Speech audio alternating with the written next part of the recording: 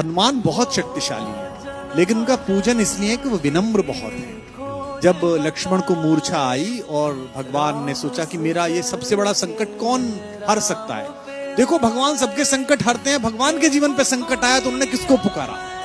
उन्होंने हनुमान से कहा कि तुम जाओ और संजीवनी लेके आओ। तो जब आकाश में हनुमान चले तो सूरज निकला हुआ था। आकाश में तो सूरज होता ही है, दिन कभी डूबता नहीं है। हमारी माँ पृथ्वी हमें गोदी में लेकर हमारे पिता सूरज की ओर से पीठ कर लेती है। माँ को दोष दे नहीं सकते तो पिता को दोष देते हैं कि दिन डूब गया है। दिन कभी डूबता नहीं है, दिन तो निकला रहता है। सूर्य कभी अस्त नहीं होता। कैलाश भैया ने गाया, क्या कभी अंबर में। तो बेटा सूरज कभी डूबता नहीं है।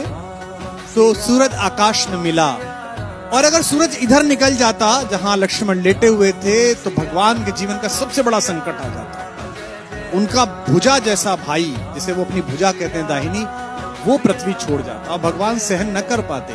तो इतना बड़ा काम करने गए और कितने ताकतवर थे, पंच तत्वों में से एक पवन के बेटे हैं। सूरज से मिले तो उन्होंने कितनी विनम्रता से बात की। रवि भाई सूरज से बोले, हे सूरज इतना याद रहे संकट एक सूरज वंश पे है। ये नहीं कहा कि मैं तुम्हारे लिए प्रार्थना कर रहा हूं, तुम्हारा ही खानदान है ना, सूर्यवंशी राम का भाई परेशान है, तुम भी सूर्य हो तो आप ही के खानदान का काम करने जा रहा हूं। विनम्रता देखना आप कितने पोलाइट हैं, है ना।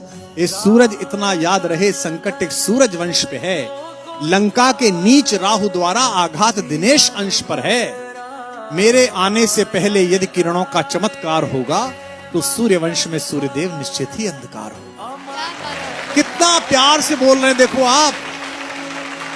इसलिए छिपे रहना भगवान। जिसने राम के अलावा किसी को भगवान नहीं माना वो हनुमान सूर्य से कह रहे हैं, इसलिए छिपे रहना भगवान, जब तक न जड़ी पहुंचा दूं मैं, बस तभी प्रकट होना भगवान, जब संकट निशा मिटा दूं मैं। आशा है स्वल्प प्रार्थना, ये जरा सी प्रार्थना सच्चे जी से स्वीकारोगे, आतुर की अर्थ अवस्था को होकर करुणार्थ निहारोगे। 8 लाइन की विनती के बाद धीमे से अपना विजिटिंग कार्ड दिया सूरज को। शक्ति पाना, यश पाना, लेकिन विनम्र रहना। आशा है स्वल्प प्रार्थना ये सच्चे जी से स्वीकारोगे, आतुर की आर्त अवस्था को होकर करुणार्थ निहारोगे।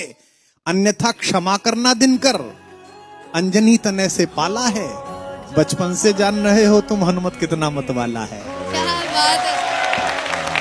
अन्यथा क्षमा करना दिनकर, अंजनी तने से पाला है, बचपन से जान रहे हो तुम हनुमत कितना मतवाला है। और धमकी भी कैसी दी। ये जो रवि भैया खड़े हैं ना आपके बगल में, इनके इलाका जहां से शुरू होता है वह धमकी ऐसी दी जाती है कि इतना गोली मारेंगे कि खोखा बेच के करोड़पति हो जाइएगा। लेकिन हनुमान जी ने कैसी धमकी दी, कितनी विनम्रता से। ऐसा कोई नहीं बोलता, ऐसे बनना सब। आशा है स्वल्प, अन्यथा क्षमा करना दिनकर, अंजनी तने से पाला है, बचपन से जान रहे हो तुम हनुमत कितना मतवाला है। मुख में तुमको धर रखने का फिर वही क्रूर साधन होगा, बंदी मोचन तब होगा जब लक्ष्मण का दुख मोचन होगा।